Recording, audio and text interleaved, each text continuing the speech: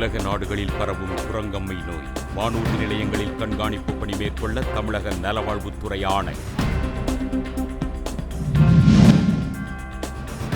நாகை மற்றும் இலங்கையின் காங்கேசன் துறை இடையேயான பயணிகள் கப்பல் போக்குவரத்து தொடக்கம்.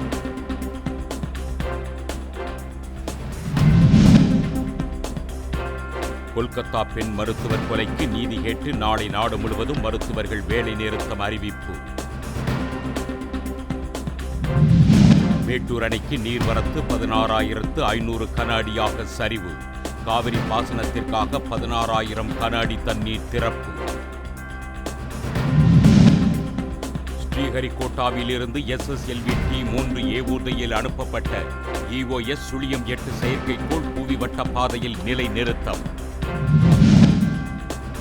ஜம்மு காஷ்மீர் மற்றும் ஹரியானா மாநிலங்களுக்கான சட்டப்பேரவை தேர்தல் தேதியை இன்று வெளியிடுகிறது தேர்தல் ஆணையம்.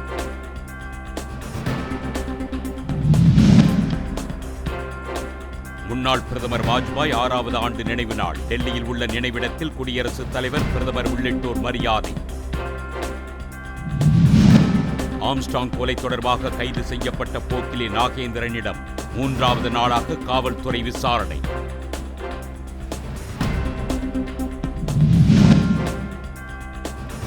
தங்கம் விலையில் பவுனுக்கு 80 ரூபாய் உயர்வு. சென்னையில் 1 பவுன் அணிகலன் தங்கம் 52,520 ரூபாய்க்கு விற்பனை. தமிழ்நாட்டில் வரும் 18 மற்றும் 19ஆம் தேதிகளில் கனமழை பெய்ய வாய்ப்பு.